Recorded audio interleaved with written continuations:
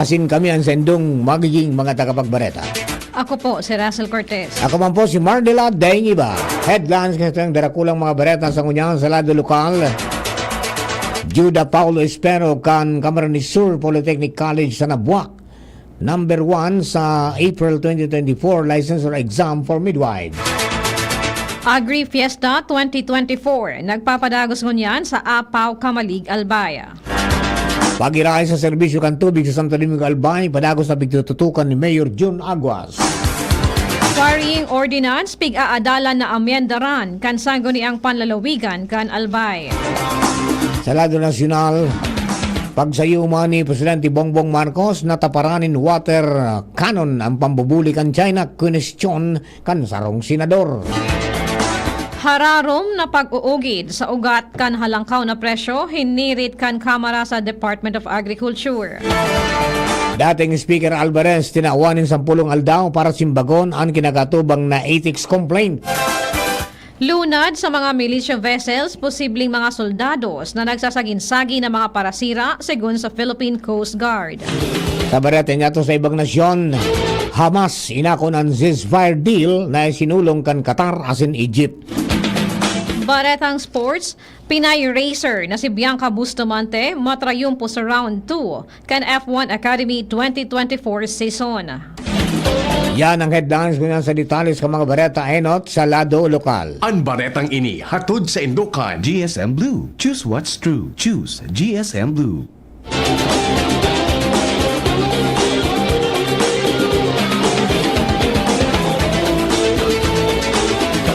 Nangenot si Juda Paulo Espero kang Camarines Sur Polytechnic College sa Nabua sa April 2024 licensure examination for midwives na may rating na 91.70%. Ipinadawas kang Professional Regulatory o Regulation Commission o PRC ang resulta kan April 2024 licensure exam for midwives kasuhapon Mayo 6, 2024 sa saindang website. Si Espero ang permima na Dean's Lister asin aktibo sa Student Council kan saindang eskwelahan asin nakaresibin in Best Performance on Clinical Practicum Award. Dako lang nagpaabot ng pagbati sa dakulang orgulyo man na nakuha ni Espero. Mentras na nagpaabot man ng abiso ang PRC na sa maabot na Hunyo 10, mapuuna ang pagkaparehistro para sa PRC ID asin Certificate of Registration gigibuon online. Ang mga maparehistro kay puha na darahon ang downloaded duly accomplished oath form o panunumpa ng professional, notice of admission, duwang pidaso nin passport size pictures colored with white background and complete name tag, duwang sets of documentary stamps asin sarong pidaso nin short brown envelope. Ang baretang ini hatod sa Indukan. RightMed. Pag may check, that's the right one. The right one is RightMed.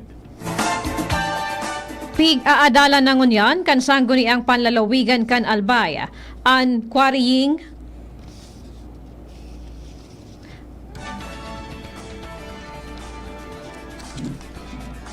Tinawan giraray kan gobyerno nasyonal nin 15 aldaw na extension ang pag-phase out sa mga traditional na jeepney para tauwan man in oras mag-isposara ang mga driver as in operator kan mga iniya.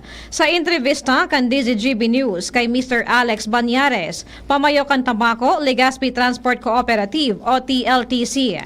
Sinabi niya na dapat kan katapusan pa kan Abril Ginibo ang phase out. Hulit na kan taon 2017, ipinasar ang lay sa mga modern na jeepney. Katakod kaini, sinabi pa ni Banyares na in kaso i-extend giraray ang phase out, magiging maluya na ang pagtubod kan mga tao sa gobyerno, lalo na ang mga nasa transport sector. Ang baretang ini hatod sa Indukan. Liver Aid Silimarine Capsule. Liver Aid. It's liver or lover, boys. Sa iba pa niya itong mga bareta, manlalay na sin mga aktibidades na informative workshops asin masisiram na local products sa mailing sa lugar asin magkakatabang para sa maging sustainable asin progresibo ang sektor ng agrikultura digdi sa probinsya kan Albay. May kinaraman sa Agri Fiesta 2024 sa Albay Farmers Bounty Village sa Kabangan, Kamalig, Albay. Ngunyan aldaw, Mayo 7 asin madurar hanggang sa Mayo 9. Sinabi ni Cheryl Ribeta, pamayo kan Albay Provincial Agriculture Office o APAW sa programa nga napot kan DCGB na tulong aldaw na madurar ng aktibidad asin mataon in trainers training sa tabang kan TESDA para sa Farm Machineries NC3 para makaukod ang mga paraoma sa pag-irahay kan mga maginarya na pigagamit sa agrikultura. Nagkapira sa mga karawat iyuan ngarab-ngaban mais, maniko balukamo, siring man iguanin pinaka-contest para sa pinakahalaba na bulig kibatag, ang palaya asin talong, pinaka-magabat na pakwan asin karabasa, asin pinakamalaki na langka. Nagamitar man si Rebeta sa mga albayanos na aprobitsaran ang aktibidad na ini bilang suporta sa sektor ng agrikultura asin mga paraoma sa probinsya. Ang baretang ini hatod sa Indukan. Healthy energy na ba ang hanap mo? Mag-Enervon araw-araw. Pig-aadala ng unyan kan sangguni ang panlalawigan kan Albaya ang pag-amyandar sa quarrying ordinance. Pangingenotan ni Chairman Committee on Environment asin Board Member Dante Arandia ang pag-amyandar kan quarrying policy. Ini matapos ang pagpaapod niya ng mga committee meeting kung saan nagluwas na may mga salang sistema kung natatan nagbababa ang collection kan probinsya asin mga LGU sa quarry operation. Ansaro sa mga salang sistema na mensionar, iyo ang dai nag-aagi sa tultol o tamang proseso ang pag-apprehend din mga violators asin ang ibang contractors bako man tultol sa pagbayad sa probinsya kan dapat nabayadan kan mga ini. Kaya ngunyan papadaguson kan sangguni ang panlalawigan ang pag-ugid para maamyendaran ang ordinansa may kinaaraman sa quarrying.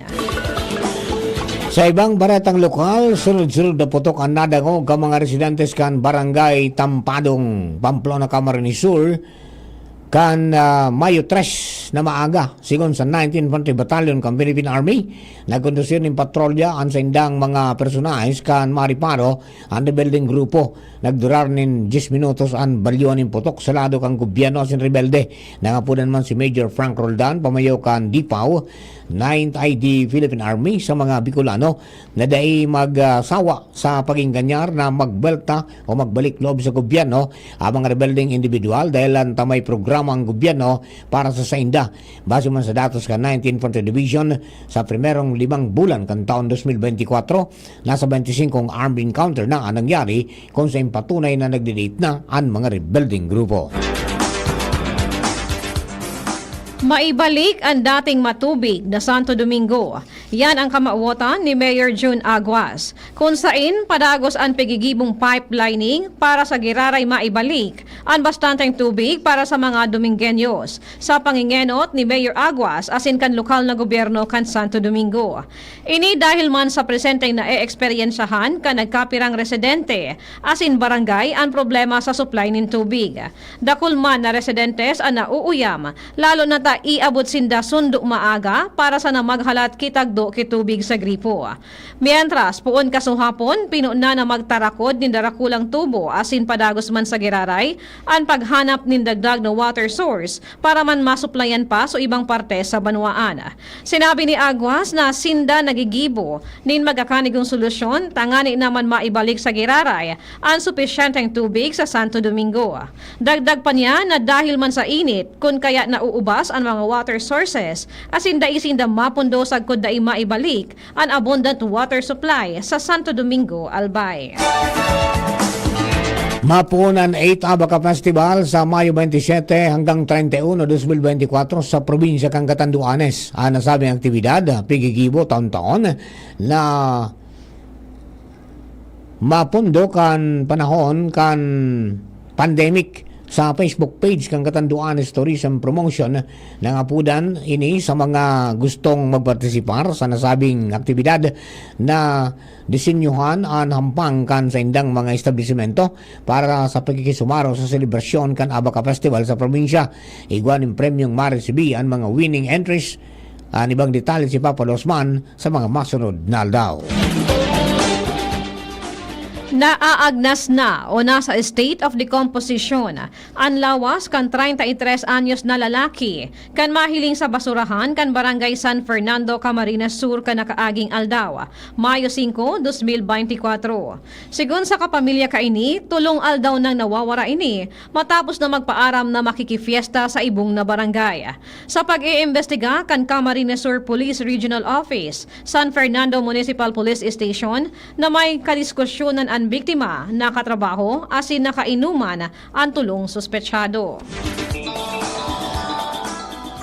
Anomalia ang bigasabing rason sa pag-resign ni Attorney Paul John Barosa, ang Department Head Campidaw na isinumitir sa opisina kan Naga City Mayor Nelson Ligacion kan Marso 25, 2024. Ito tang naglik sa social media ang kopya kan surat na may mga aligasyon na nangyayaring manipulasyon sa bidding asin iba pang isyo ni korupsyon sa lokal na gobyerno kan Naga City. Sinabi mo ni Frank Mendoza, Chairman kan Naga City Bids and Awards Committee, na dahil maapektaran ang transaksyon kan opisina dahil sa mga isyong politikal ngunyan.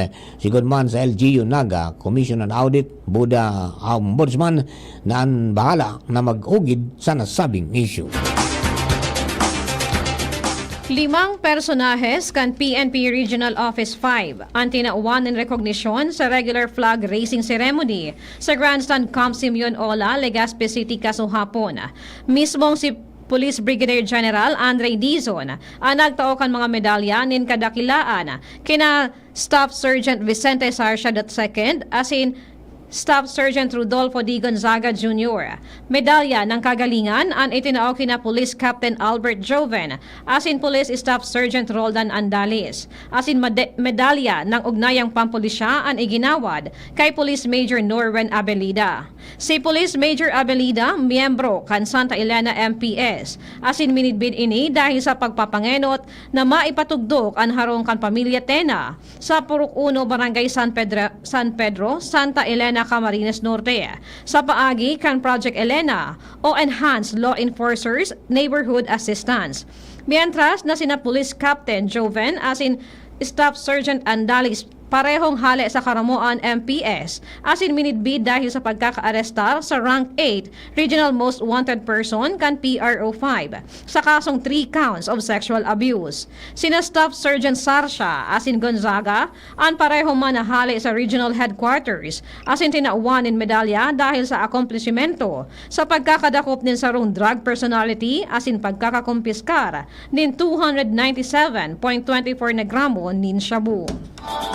Magatukan primerong parte yan, kasatuyang Bareta alas 12, mga Bareta sa lado lokal, Bareta sa lado nasyonal, ibang nasyon na sinibapa, makalis po kani. Kaming magtutropa, laging ganado. Sa trabaho, Ganado! Sa pamilya, Ganado! At syempre, kapag good times, Ganado! Ang mga selebrasyon kasama ang tropa, walang katulad basta may moderation, healthy lifestyle at Liverade. Ang Liverade ay may silimarin na maaring makatulong sa kalusugan ng atay. Araw-araw kaming umiinom ng Liverade dahil kami ay Ganado sa kalusugan! Liverade, It's Liver Lover, boys! Mahalagang paalala, ang Liverade ay hindi gamot at hindi dapat gamiting paggamot sa anumang uri ng sakit. Tulong proteksyon at pambalakas sa kalusugan ng atay. Liverade Silimarin Capsule. Mabibili sa mga leading drugstores nationwide. May iba't ibang karamdaman ka ba gaya ng high blood pressure, diabetes, sakit sa puso, sa kidney, sa atay, may myoma, na stroke, may gallstones, cancer at marami pang iba? Ang Amazing 4 ng Miracle Health Corporation ang subukan mo. Makakatulong dahil mula ito sa epektibong Amazing Trio at mas lalo pang pinalakas dahil sa Mega 1 na mayroong 21 sangkap. Subok ng nagpapalakas ng immune system at marami na ang mga natulungan na mayroong iba't ibang karamdaman. Huwag nang patagalin pa. At magpakonsulta. Maaaring pumunta kay Doc Joey Bitito sa Barangay 18, Cabangan West, Legazpi City, kaharap lang ng Bangko Sentral ng Pilipinas. O tumawag sa 0998-975-8121 or 0917-853-8933 para sa free consultation sa natural medicine. Mapapanood din ang serbisyong natural, kalusugan at bayanihan sa YouTube channel at sa Facebook page na Doc Joey Bitito. Some energy drinks promise power, but are more like this. What you need is this. New Predator Energy Drink. Rule your kingdom. Now sells for only 17 pesos. Predator Energy, now available in the Philippines. Now sells for only 17 pesos SRP. Buy now. Ubo, plemang nakabara, hirap sa paghinga. Dapat may dalang ginhawa. Kaya lagi kong bitbit, Plemex Forte Capsule. Ang Plemex Forte Capsule ay gawa sa halamang lagundi. Ginhawa sa ubo at hika. Magaan dalhin, madaling inumin. Plemex Forte Capsule. Basta lagundi, Plemex. Vitex Lagundo L is the generic name of Plemex Forte. If symptoms persist, consult your doctor. Tanggal ang plema, tigil ang ubo. Maluwag ang paghinga sa Plemex Forte. Basta lagundi, Plemex. Ang Plemex Forte Lagundi Capsule ay mabibili sa pangunahing butika o drugstore na malapit sa inyo. Inihahatod sa inyo kang Department of Environment and Natural Resources, Regional Office No. 5, ang programa Kapalibutan Ta at Tamanon Ta. Kapalibutan Ta at Tamanon Ta. Programang magtataunin informasyon asin kaaraman, manungod sa satuyang kapalibutan, asin sa mandato kang Department of Environment and Natural Resources. Sa tunghinanyugon, kada Huwebes alas 11 sagkod alas 12 nin pagkaudto, Kapalibutan Ta at Tamanon Ta. Hatod sa inyo kang DENR Regional Office 5 asin kan istasyon na ini.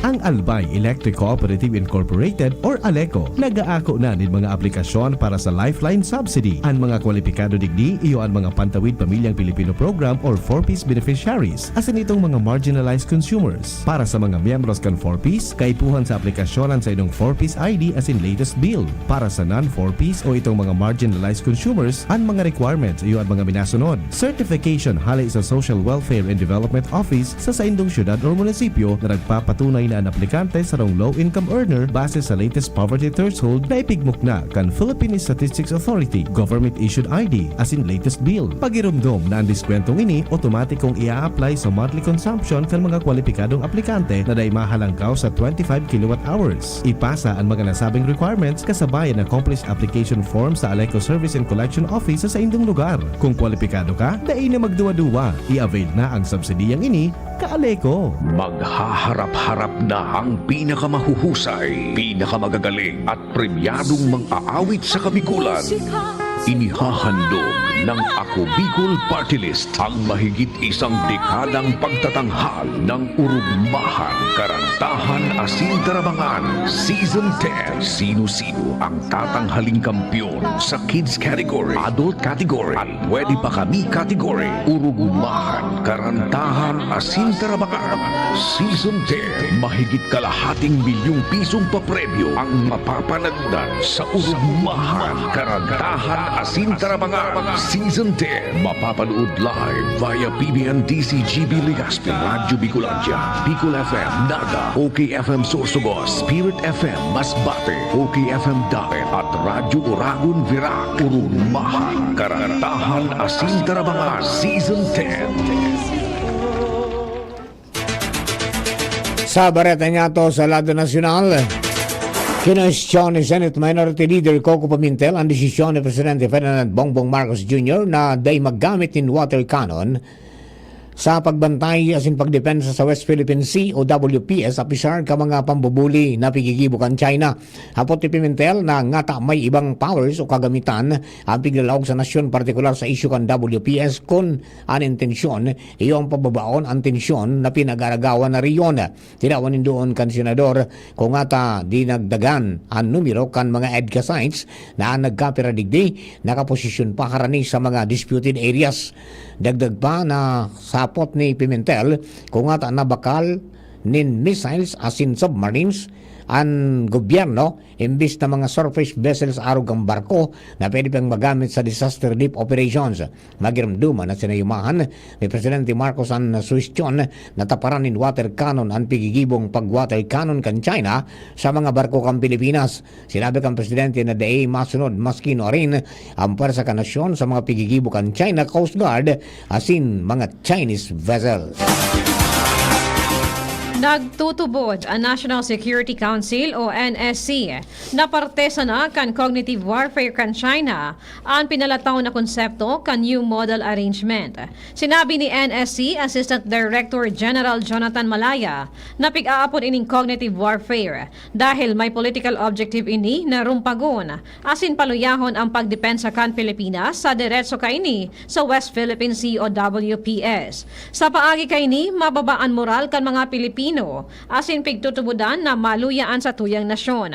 Bagong taktika man ini kan China na magpalakop nin sala na impormasyon araw kan saro sa mga pamosong estratehiya sa Art of War ni Sun Tzu na subdue your enemy without fighting. Magigirumduman na kan Sabado, sinabi kan Chinese Embassy na may bagong paagi na aksyon sa nag-iitaas na tensyon sa WPS na inaprubaran kan Pilipinas. Tinawanin doon kan China na igwa ining record kan negosasyon kan duwang nasyon may kinaaraman sa isyong ini.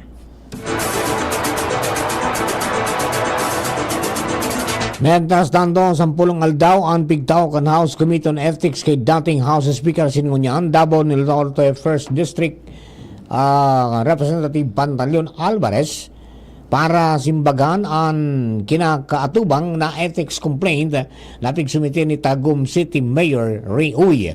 Sigung kaya ko Bicol Party List Representative Raul Angelo Bungalon na saro sa mga miyembro kang komite tulong pagsuhay ang kinakaatubang ni Alvarez sa House Ethics Panel. Kaya ba nandigdi ang Code of Conduct of the House of Representatives bako marhay na pag-ugali asin nagkapirang mga leyes kaya ba na ang libel basiman sa revised penal code. Sinabi ni Bungalon na naresibi na kan opisina ni Alvarez ang kopya kan reklamo sa pagi kan registered mail asin sa email na ipinaabot sa pagi kan sa iyang chief of staff.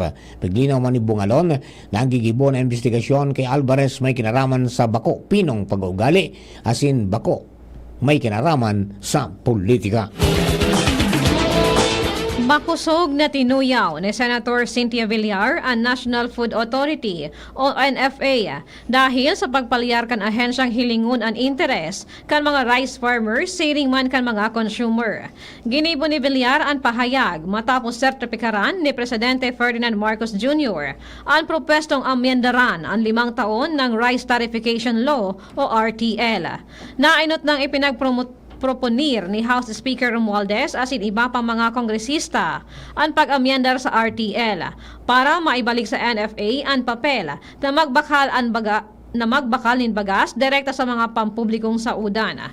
Sa irarom kan presenteng ley ang limitado ang mandato kan NFA para masigurong supisyente ang stock kaini lalo na sa panahon kan kalamidad. Alagad sa tanda ni Villar, nagbabakal siya asin iba pang mga senador nin bagas sa NFA para itao sa mga biktima kan kalamidad sa Mindanao. Alagad sinabi kan NFA na daisin dang stock kaini sagkod na madiskubring ipapabakal palan ini sa mga negosyante.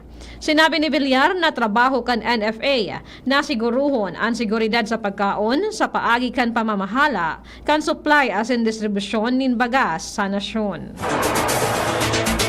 Kinawanin doon ni Marikina City Representative Estela Luz Kimbo sa Department of Agriculture o DA na pararumon ang pag-uugid kini sa dailan kan padagos na pagitaas kan presyo ng baga sa nasyon sa pagdangog kan House Committee on Agriculture and Food. Ipinunto ni Kimbo na matapos maipatob ka ito ang Rice Tarification Law, nagbaba ang presyo ng bagas pero natabiglang iraray ining suminikad kanakaaging taon. Naganas man si Kimbo na kalangkaw ang presyo ng bagas bantang wala man pala ning kakulangan sa supply kaini. Paliwanag man ni DA Secretary Francisco Tio Laurel Jr. na halangkaw ang presyo kang bagas sa lokal na merkado dahil halangkaw man ang bakal digdi kan mga traders. Dagdag pa ni Secretary Laurel na ni-stock so saray na imported na bagas ngunyan iyo ang mabakal sa langkaw na presyo kaini. Pinagunambitan man ni Tio Laurel ang nagkapit ng external factors arugan kompetisyon sa ibang mga nasyon asin ang pagbaba kang kantidad kang piso kontra dolyar. Ipinahayag ni Philippine Coast Guard spokesperson for the West Philippine Sea, Commodore J. Tariela, na posibleng mga soldados na nagpapanggap bilang mga parasira ang mga tauhan kan China na lunad kan mga pig-deploy kaining maritime militia vessels sa West Philippine Sea. Ini ang sinabi kanasabing opisyal sa sarong pahayag kung saan ipinuntuman niya ang pagiging parte kan mga Chinese maritime militia vessel sa Chinese Military Commission. Sigon kay Commodore Tariela na ini ang rason kung natabako pabor ang Philippine Coast Guard na dagdagan pa ang pigdideploy kan mga Pilipinong parasira sa West Philippine Sea bilang mga force multipliers. Daigo gustuhon kan gobyerno na ikompromiso ang kaligtasan ng mga Pilipinong parasira sa West Philippine Sea. Piglilinaw o paglilinaw ni Tariela, pig-iinganyaran kan gobyerno ang mga Pilipinong parasira na i-maximize ang sa indang mga resources sa WPS, alagad bako para i-develop pa ang kapabilidad kan mga ini bilang mga force multipliers. Mantang sa maabot na Mayo 16, 2024, nakatalaan nagibuhon kan Civilian Society Group na Ati Ito Coalition ang sa indang 100-boat civilian mission sa Panatag Shoal, kung saan plano kaining magpaabot ng tabang asin nagkapirang kagamitan sa mga kababayan na parasira na naglalayag sa nasabing parte kan West Philippine Sea. Sa barete nga to sa ibang nasyon, hinako na kan Hamas ang ceasefire deal na pigsulong kan Egypt asin Qatar. Kinumpirma rin ni Ismail Haniyeh ang namamayo kan political wing kan Hamas. Bako man malinaw kung arin sa mga ceasefire deal na nagtugot ang Hamas kung sa binago o ang pigsulong ka nakaaging simana pa. Padagos man na adalang kan Israel government ang naging kasimbagan na ini kan Hamas matapos na maglakop ang bareta, dakol ng mga Palestino sa Gaza ang nagrukyaw. Parte ka nasabing ceasefire ang pagpapalibre kan Hamas nin mga bihag sining man ang pagdataong dalan kan Israel sa mga humanitarian aid. Baretang Sports, nairehistro ni Filipina racer Bianca Bustamante ang sa iyang primerong podium sa F1 Academy 2024 season. Nagtapos ini sa P2 sa ikaduwang karera kan round 2 sa Miami, Florida. Garo nakabawi ini sa faulty race star kan primerong karera na nagtao sa McLaren kan primerong podium appearance sa championship. Pinasalamatan kan 19 anyos na racer ang sa iyang team dahil sa nasabing triumpo. Gigibuhon man ang round 2 sa Barcelona, Spain sa maabot na Hunyo 21 sagkod 23.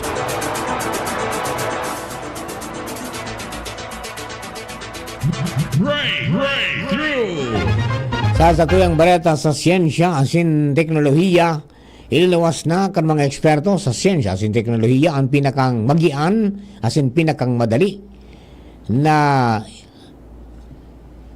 towing travel trailer sa kinaaban. Ang trailer magian pero incredibly durable. Gibo ini sa unique blend nin laminated closed cell foam nasin aluminum sheets na nangangahulugan ng madali ining guyudon nin SUV o minivan.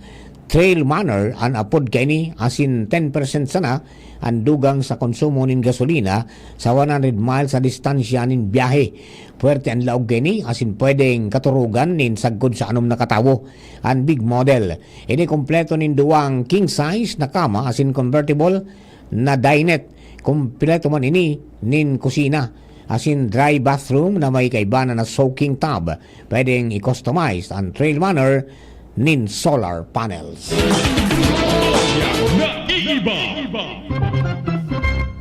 Sarong grupo nin mga paraoma sa Hokkaido, Japan ang nakagibo nin bagong klase nin prutas na kasing hamis kan melon, alagad may diit na alsum kan lemon. Sigon sa Horticulture Company sa Santori Flowers, 5 taon nindang pinag-aadalan asin pinag-eksperimentuhan ang pinakabagong prutas na sa indang inimbento, ang lemon melon. Sigon sa spokesperson kan kumpanya, ang lemon melon gikan sa sarong variety nin imported melon. Sa Nakapaagi kan paghalo kan lemon, asin maingat na experiment sa cultivation methods, asin harvesting time kaini. Nabilog ninda ang pinakabagong prutas na ini. Sa mga supermarket sa Hokkaido, nagkakantidad nin 3,218 yen o katumbas nin 1,200 pesos ang sarong pedaso nin lemon melon. Sa mga nakatana na kaini, kasing ragsip kan peras kapag bagong harvest ini. Balanse an hamis asin alsum kaini, asin bagay na bagay ngunya na summer season sa Japan. Kapag hinog na, kasing yumo kaini an ordinaryong melon. Mas nangingibabaw an hamis kaini asin medyo sana an alsum. Mayo 7 kan taon 1892 kan mamundag sa Morong Rizal si Private Tomas Mateo Claudio, dating empleyado kan Bureau of Prisons, asin pinakang primerong soldados na Pilipino na nagadan sa First World War. Ang Tomas Claudio College na orinal na nasa Morong ang ipinangaran sa iya. Mga tugang ngayon po ang sa tuyang primerong o kaya bareta alas 12. Mga bareta niya to na tinipan si Kinalap sa DCGB News Base na nakalist na 6 oras. Kapakaran ka nakatuang niya to sa pagsurat kan mga bareta. Russell Cortez, Sierra May Leron, asin si Mary Joy Jaresco. Lado technical, katuwang niya to dyan si Junapolis, siring man si Jerome Nico Martinez sa DCGB Social Media Department, sa pong IT. Sa parang kambilog na tropa ka Mega Force Patrol, kami po ang sa mga naging tagapagbareta. Ako po, si Russell Cortez. Ako man po si Mardela Daing Iba. Hello kay Jocelyn Rodriguez. Nag-antabay siring man si John Patrick Bercia. Kasi sa kapos pong tagbantabay nato sa 729 kHz. Kapitan kasi ng mga radyo. Sa mga nag-antabay sa YouTube, sa inman sa mundo. Magandang hapon po. Thank you for keeping us company. God bless the Philippines. Sindong nadangog ang mga darakulang bareta ngunyan aldaw. Ang tabayan ng giraray sa aga, ang sarupang edisyon kan DCGB Bareta alas